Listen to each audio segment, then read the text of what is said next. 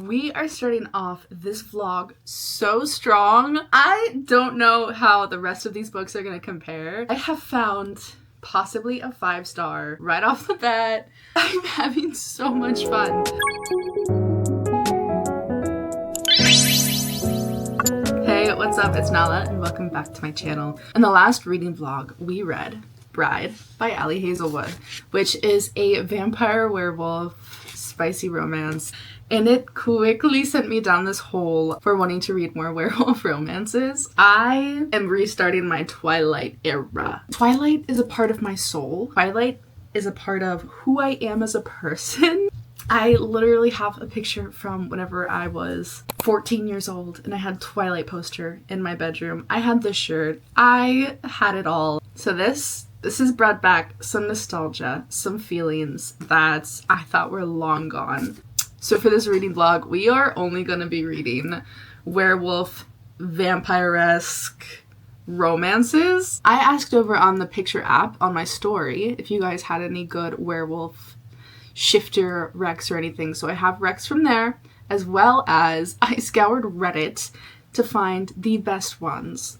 And like the number one that came up on Reddit is this one called Cold Hearted. It's the Tooth and Claw series. I started this last night before bed and I was just like, I might as well just start, kind of get ahead of the game just a little bit so I have something to talk about in my vlog tomorrow morning. That was a mistake, but not a mistake, because I was not expecting to stay up all night. Was it up all night? I don't know. I wasn't watching the clock. I wasn't worried about the clock. I wasn't checking the time because I was having such a good time with this story. Typical time to read is 304 pages. There's 4 books in this series and it is by Heather Gooder. And I was just boom, boom, boom, reading this so quick. I'm already about halfway through. I can't tell you how long it's been since I have had that feeling where I don't want to put a book down this much. Like I am thinking about this world whenever I'm not reading. I just want to be sitting down and reading. I want to be immersed in this world. And it's not that it's like anything crazy or spectacular is happening. It's a lot of very just mundane activities because our main character does live in Alaska. I'll give you the whole rundown in a second. In a very, very small town, Alaska. And just the writing style and the way that our main character speaks connects so well with me. It's about this woman named Grace. I believe she's like 28, so she is older, which is a big plus. And she recently got out of this really toxic relationship and her ex has been stalking her. And so she decided, well, you know what? I don't have any family that really cares for me and I need to get away from the stalker ex. The police aren't going to do anything. So I'm going to go and I'm going to apply to be a teacher in Alaska. So they end up accepting her. I think it is so cool that one of the books that she recommended for her students to read was Howl's Moving Castle. And her whole, not theory, but her whole shtick about being an English teacher is that she wants people to genuinely enjoy reading. She doesn't want to force her students to read the classics and stick to that curriculum. Because she wants her students to actually enjoy reading and have a good time with it. And there are books that have depth and plot and tons of critical analyzing aspects to it, but you can have fun with. And so those are the kinds of books that she's giving her kids rather than things like The Great Gatsby, Great Expectations, Grapes of Wrath type material. And so she's getting these kids excited about reading, and I think that's amazing. But anyways, she's living in this lodge. It's called the Spruce because it looks like a massive spruce tree. And basically it is like a small town, super small town romance. It is in Alaska. They're very, not deserted, but things are not super accessible, and the only way to get into this town of Longtooth is by plane. And there's only one pilot in the town, and his name is Caleb, and he seems to be very grumpy, not super welcoming to outsiders. So immediately him and our main character Grace are kind of butting heads a little bit, but not to the point where it's unbearably snarky or anything like that. There is sarcasm there is comedy, but also he's not just straight up mean to her. He, like, whenever she first got off of the plane, he opened up the belly hatch on the plane and went to go grab the bags, and she was gonna go grab them from him, and he's just like, go get the door. She's like, I can carry my bags. He goes, just go get the door. And so he's being a gentleman, but he's also kind of being standoffish, but he also is a little mysterious. He's put a wall up to anybody who is from the outside. It's just so, but we're at this point where they get put into such precarious moments. It's so good. I am having so much fun. I haven't even hit any spice yet, and I'm totally okay with that because I love the buildup of their relationship before we get any sort of hint of spice. You know what I mean? Grace has a lot of anxiety. I have a little bit of a suspicion about the ex because of the way that she is describing herself and the way that other people have been describing her physically and mentally. I have a little suspicion of the ex. And that's what I'm gonna say. That's what I'm gonna leave it at because our main character does not know that werewolves are a thing. So I'm just gonna leave it at that. Everybody on Reddit, whoever said to read this, thank you. Thank you so much. This is exactly what I wanted whenever I was saying that I want to ship to Rex, because it doesn't take itself too seriously. There is comedy and there is sarcasm, and it's not like an icky kind of, it's not like a cringy sort of humor. It is very much so aligns with my sense of humor, where you can give that sarcasm and you can also snap back at people without it being like an ick. I'm gonna go read this some more. I have been dying to read this all day. I can't tell you the last time I woke up in the morning and I instantly just wanted to pick up my Kindle and read rather than scroll on my phone. And that says something. I'm having fun. Okay, let me go read some more.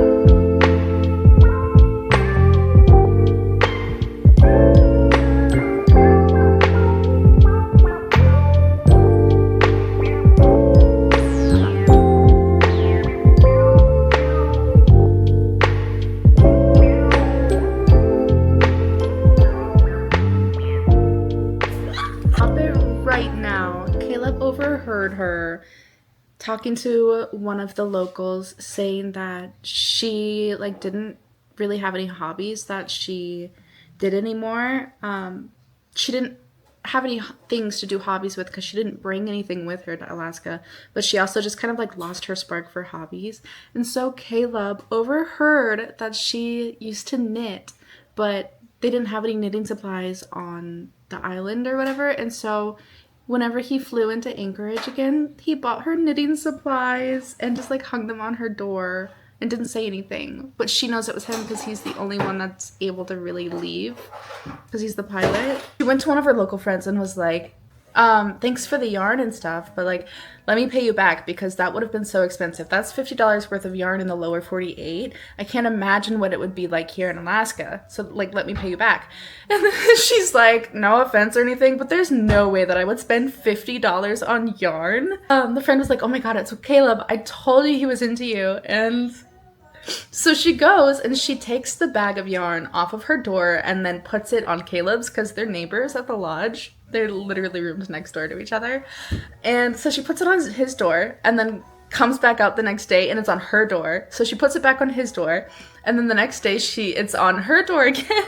And it just keeps going back and forth. And she's giggling and smiling to herself. She tapes it up and puts it on his doorknob so that it stays. And then he tapes it to her door.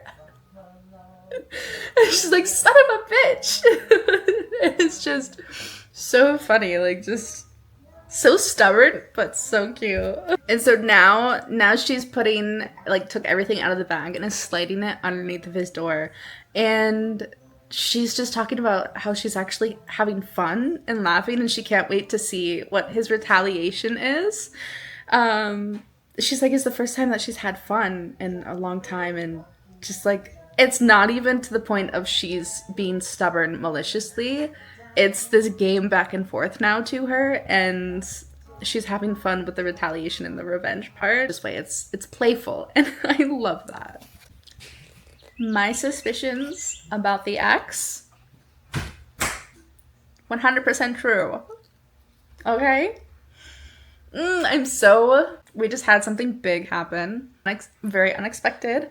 I was hoping we would get to see Caleb and Grace dance together at this function. We didn't, unfortunately. There's been so many moments where we've been set up for romantic, spicy scenes-ish. Like, there was a moment where it was a one bed. My cinnamon rolls are done. Hold on.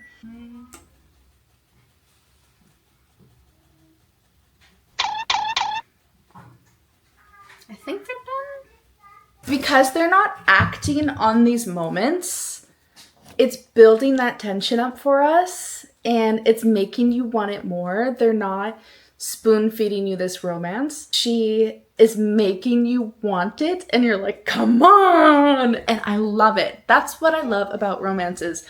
I like a little bit of something sprinkled here, something sprinkled there, but don't give us these romantic moments every time we turn around into a new chapter. You're going to be overwhelming me, and it's not going to build up into something. It's given to us very sparingly, and that's what I'm really enjoying about this.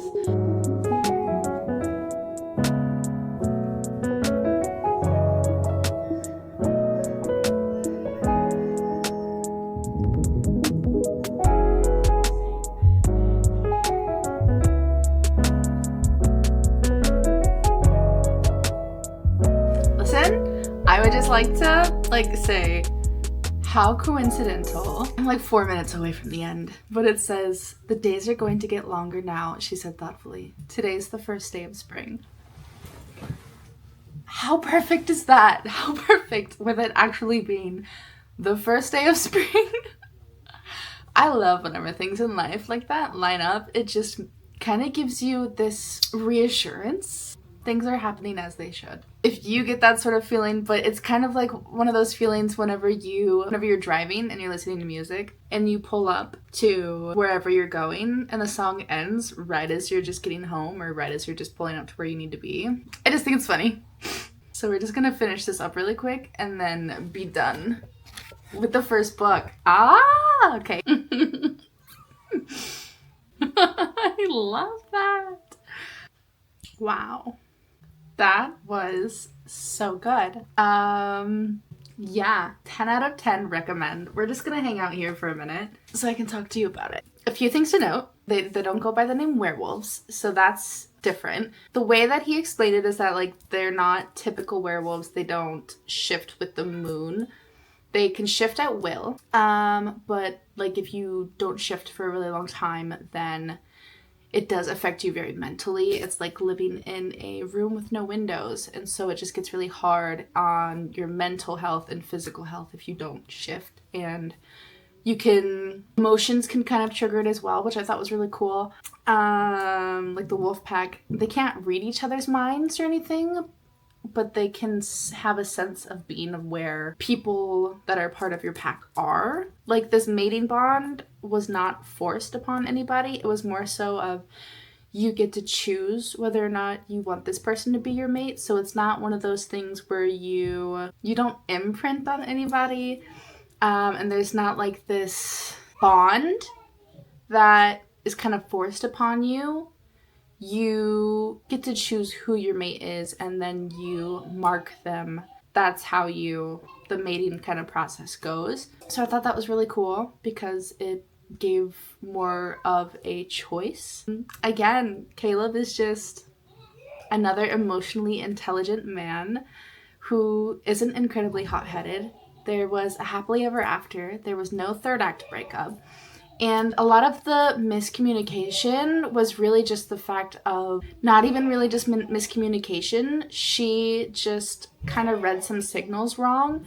And our female main character, she has such a hard time believing that anybody could care for her or love her. And so whenever people do nice things for her, it's hard for her to believe.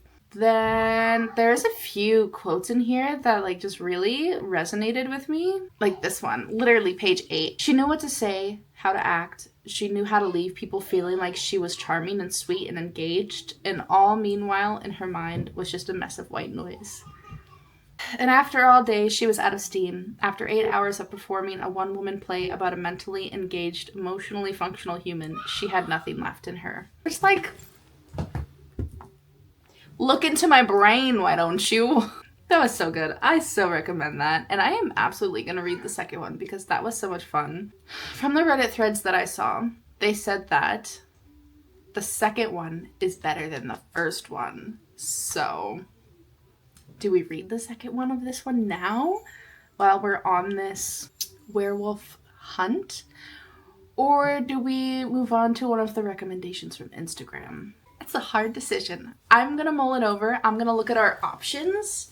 Oh, did you notice? I put my wolf shirt back on. Fit the moment.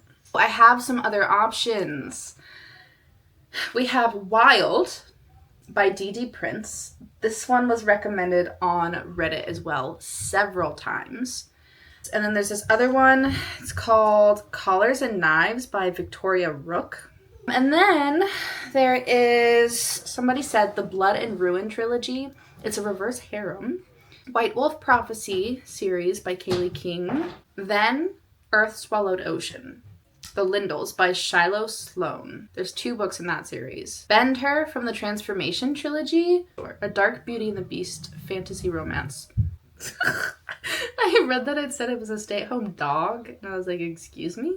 Wolf Gone Wild, I think, is a witch and a wolf. What's the worst thing that can happen to a werewolf? Unable to shift for 3 months, Mateo Cruz knows all too well his wolf has taken up residence in his head, taunting him night and day in vividly violent carnal thoughts. Convinced he's cursed, he needs the help of a powerful witch before he literally goes insane. Evie Savoy has always obeyed the house rules of her coven, no werewolves. They're known for being moody and volatile, so she's a distempered, dangerous werewolf, strolls into the bar and almost strangles one of her late-night customers. She's ready to bounce him through the door. But the desperation in his eyes when he begs her to help him softens her heart and convinces her to bend the rules. What Evie doesn't know is that Mateo's wolf has a mind of his own, and now that she's in his sights, he only wants one thing, her. Okay, so Wolf Gone Wild, or Then Earth Swallowed Ocean. Okay, so do we want what seems to be a little bit more lighthearted, witchy wolf book, or do we want one that has to do with a little bit heavier topics? Multi-POV. I think I'm gonna go with the witchy one first because I feel to be in like a lighthearted kind of mood.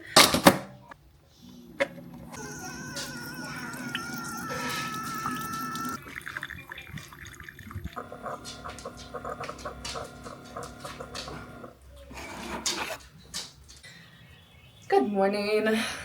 Let's talk about Wolf Gone Wild while I get ready. Oh my gosh. So, Wolf Gone Wild is indeed wild. Where do I begin? Okay, let me give you the synopsis. It is a dual POV contemporary romance set in New Orleans. The perspective of Mateo and Evie. So Mateo is a werewolf and Evie is a witch. And so Mateo believes he has been hexed and can no longer shift into his wolf form. So he goes to Evie and asks her to unhex him. He wants to hire her to do like an unhexing, right? Witches don't work with werewolves, but she has made this exception because she sees that the wolf has made him very volatile. The longer he suppresses it, the more angry he gets and the more the wolf tries to consume him and take control of him. Whenever I was looking at the reviews, they said that it was like a mixture of Venom with the originals and Charmed, which I love that. So I really liked the Venom aspect of how the wolf is like its own sentient sort of creature within him. So they end up getting to know each other and stuff because it turns out that the wolf actually really likes Evie, and I mean really likes Evie. He goes into great detail about all of the things he wants to do to her by like page 6. I get that you want the wolf to be like this very ferocious, hungry, power hungry sort of being. I just feel like there's a better way that it could have been done, because by like page 6, I don't know, maybe it was like page 12 perhaps, the wolf is just going on and on about all the things that he would like to do to her, all the positions he'd like her in and everything. And I'm like, I barely even know your name, dude. This is the kind of smuttier books that don't really tickle my fancy. I got about 72% into it, and at some point I had just started to only read dialogue and tap through, and it just read very young. I don't want to say young because it touches on topics that are not for younger people. How do I go about saying this in a really nice way? The whole end game for this book, it seems like it's just to do the deed. Both of our main characters are instantly infatuated with each other. Mateo seems like a very nice, wants to be very gentlemanly, but he's got this wolf, his inner wolf, the alpha, that is constantly telling him to do bad things. So that's where the venom part comes in.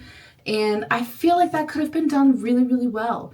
But literally the only goal that this wolf has is to just have Evie in every which and way possible, even if that means that she doesn't give consent. I feel like the author is really towing the line on the whole consent thing, because we've now been introduced to 3 possible couples that I'm assuming are gonna be in like the future books, because I know she has a second book. And she really likes towing that consent line. There is a scene where the wolf overtakes Mateo's body and ends up doing things to Evie.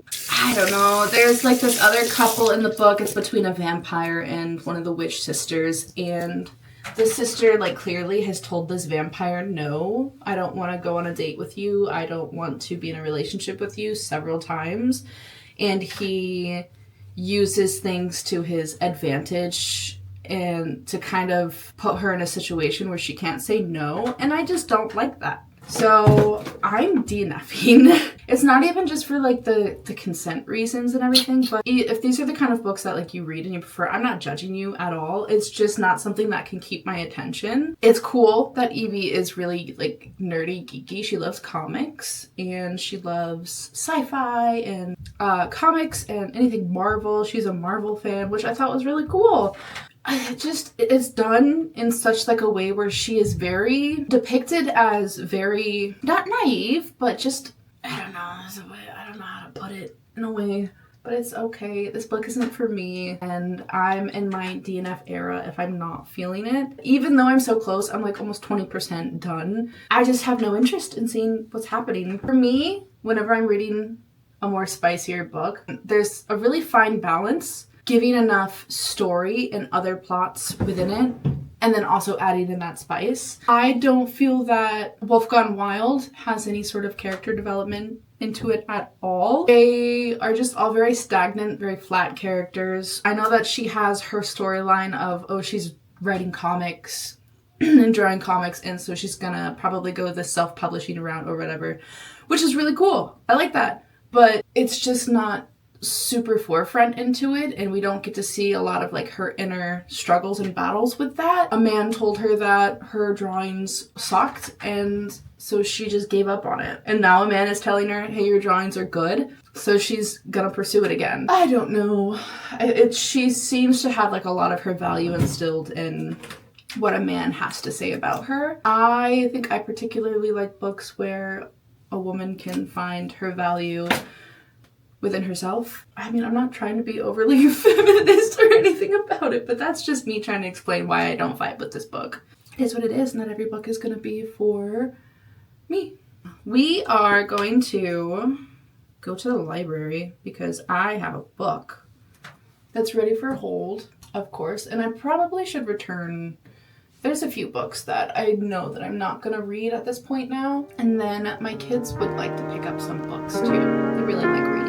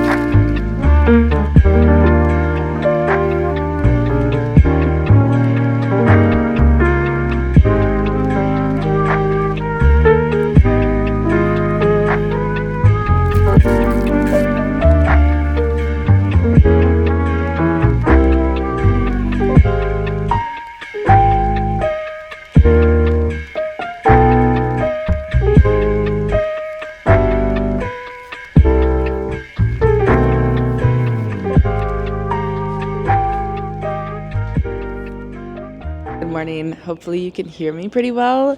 The birds are singing their lungs out this morning. Are you ready to get into some more werewolf romance? Woo! First one was one that was recommended to me through my Instagram story. It is called Bend Her. Shoot, do I know what it's about? It's a dark Beauty and the Beast fantasy romance. It's the story of Rame, the all beast, a cruel beast. Oh my god, how many times are they going to say beast?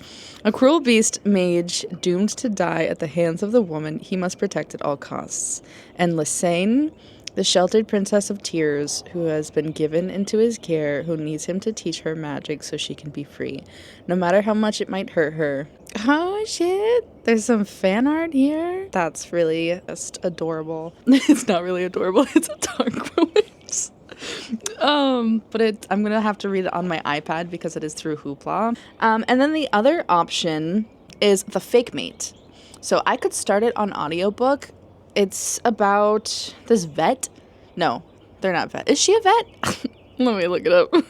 So good at remembering these things, don't you know? So this one I saw the other day whenever I went to Walmart, and I picked it up. I was like, hey, that kind of sounds like it's a werewolf romance, and I'm literally in the middle of a werewolf romance video right now. Let me think about picking that up. And then I was like, I don't know, I've never really heard of it before. And then a couple days later, I literally see it all over my feed. Wolf shifters agree to be fake mates, but unexpectedly find something real in this steamy paranormal romantic comedy by Lana Ferguson, which is exactly what I've been wanting. I want a romantic comedy fake mate situation. Besides, I could start The Fake Mate on Spotify because they have it included in premium. I don't know if I have enough Spotify time to finish it, but I could go to Walmart.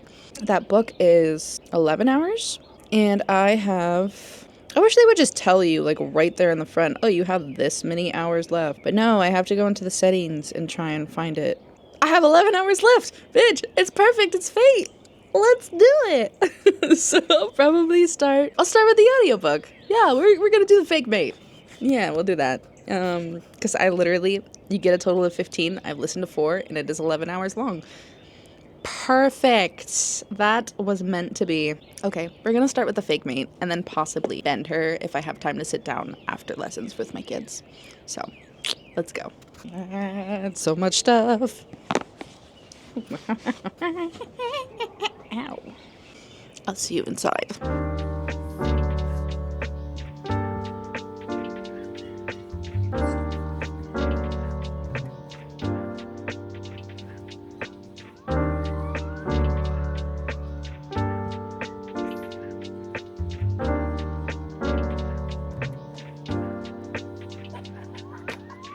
This is one of those books that are gonna have me blushing so hard. Here's what I have gathered so far from this story, okay? It's starting off hot and heavy.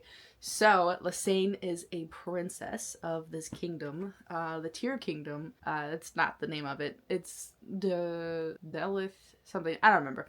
Anyways, she's the Princess of Tears because her kingdom is in the shape of a tear. She is a practicing mage, typically kept within like this underground part of the castle because they're out of sight from the male's view or whatever. She believes to be kidnapped, so she's traveling. Suddenly she's awoken in this dungeon and has been left there for days.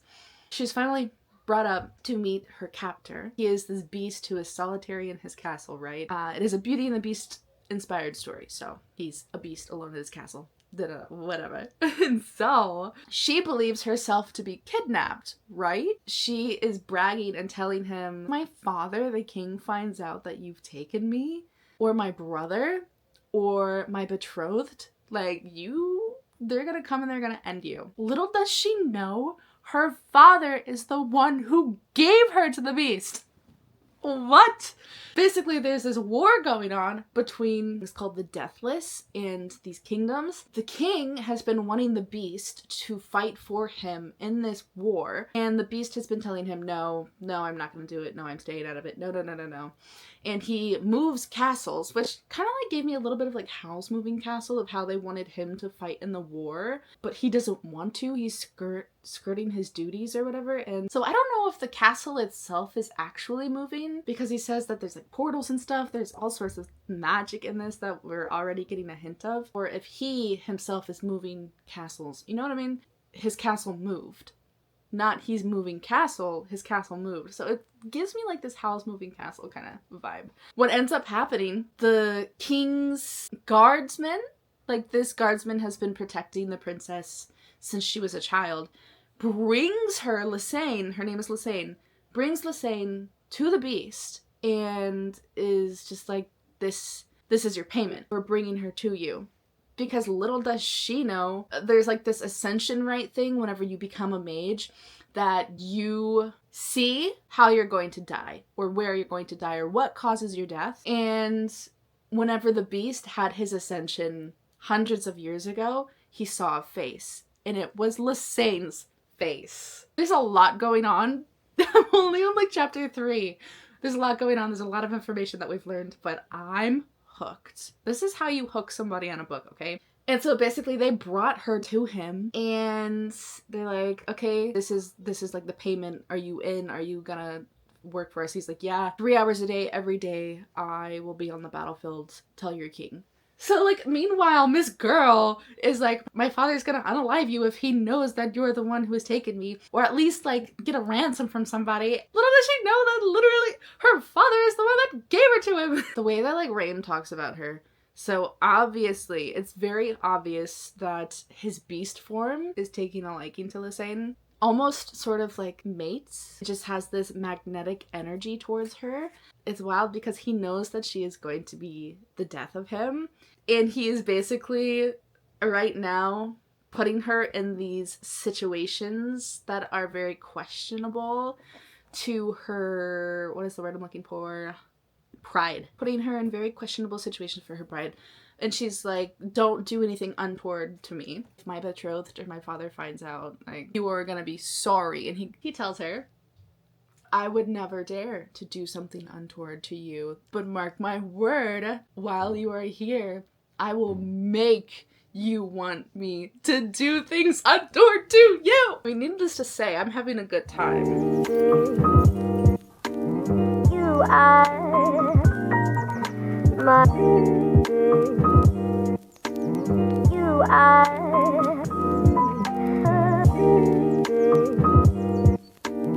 You are my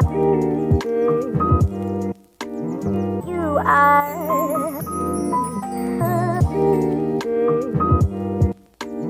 You are my You are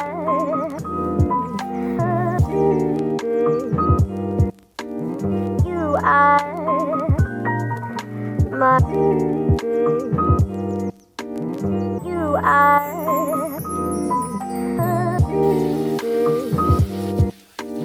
You are I'm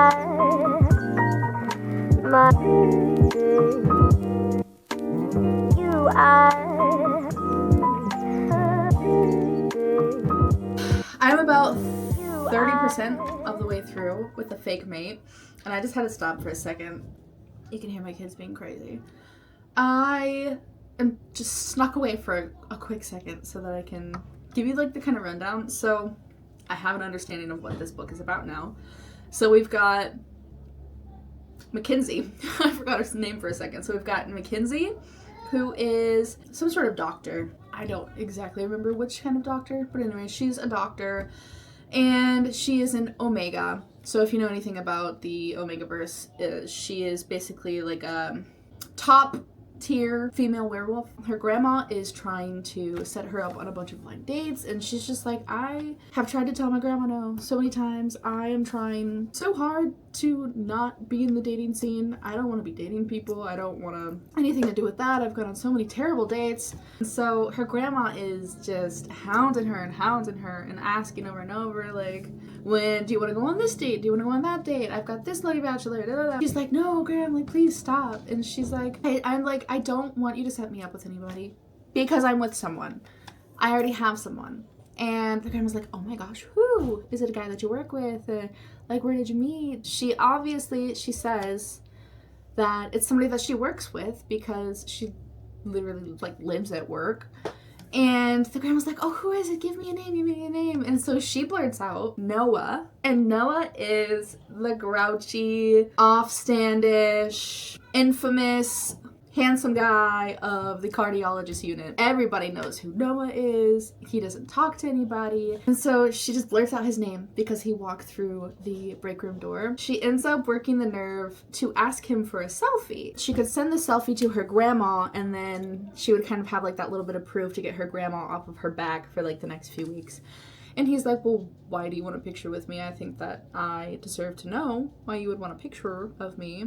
And so she explains to him, and he's like, actually, you know what? I need somebody to be my fake mate because he is an alpha werewolf. And there is this stigma about alphas that they're like extremely territorial, they can have outbursts, and they're also incredibly intimidating based off of like their sense. The board, when he was hired, didn't realize that he was an alpha because like a werewolf, everybody knows that werewolves are a thing. So it's not something that's like a hidden secrecy thing. Everybody in the world knows. He's like scared that the board is going to fire him because he didn't disclose that he was an alpha. So the way that they're making that work is he needs somebody to pretend to be his mate, because if an alpha is mated, then they're not as prone to outbursts and it pretty much like chills him out. So they make out this deal, and so it is a fake relationship, but of course they're both beginning to develop feelings for each other. This is like a Sunshine X Grumpy thing because she is such a social butterfly. He doesn't know anybody, but they all know him. He doesn't know that she is an Omega, which like his alpha in him, if he knew, would want to claim her so fast. And he's been on these suppressants for the last several years so that nobody could scent him and figure out that he was an alpha, but also so that it just like controls those urges. With everybody knowing that they're mates now, it's not like a secret between them, because that's what they said, that it was a secret. He's off his suppressants now, and her scent is just getting increasingly more desirable to him, to the point where he's at, like, now he's been marking her with his scent, which is just like hugging her. He said that if I put my scent on you, then nobody will come within like a 10-mile radius of trying to woo you or anything. And so she's like, okay, great, they'll leave me alone too. I do have to say, I just wish that they would get to know each other on a more deeper personal level, because they're still pretty, not awkward around each other, but they haven't really dove into a deeper kind of relationship mentally. And so I'd really like to see that before we start getting to that physical. Yeah, that's where I'm at. I'm having a really fun time though. It's rom-com werewolf. It's good. It's all good. I'm having a good time.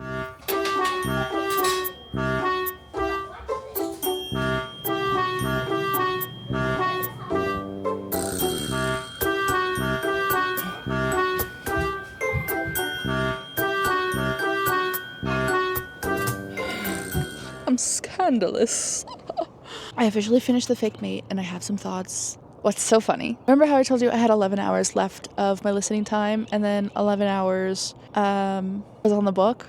Literally 10 seconds after finishing, I was like going through the credits and I got an email saying that my listening time was up. So that was perfect. As for the book, so here's the thing. The spice, that's probably the best spice that I've ever read in my life. The way that this man absolutely just worships her. Not only her body, but her as a person. Just Wa-cha-cha. But here's the thing. If you have been on this channel, even for like probably one video, I've mentioned so many times that I need my characters to build relationships emotionally before they connect physically, and that didn't happen with this book. We got our first spicy scene at 35%. I'm somebody who loves a slow burn. The slower, the harder the burn for me, and at 35%, that is not a slow burn. That is instant love. In my opinion. I mean, I wouldn't call it instant love because they don't love each other at that point, but they are just very infatuated with each other's bodies. Clearly, they are both physically attractive people, but it just really extinguishes any fire that I have, because a lot of the time in these books, especially whenever they're like spice, like the spice is the end goal. If you're gonna give me the spice at 35%, what else am I kind of sticking around for, you know? So we have a sufficient amount of spice scenes, and they are indeed spicy, and they are fantastically written, like the best written spice I've ever had. And like I said, I listen to audiobook.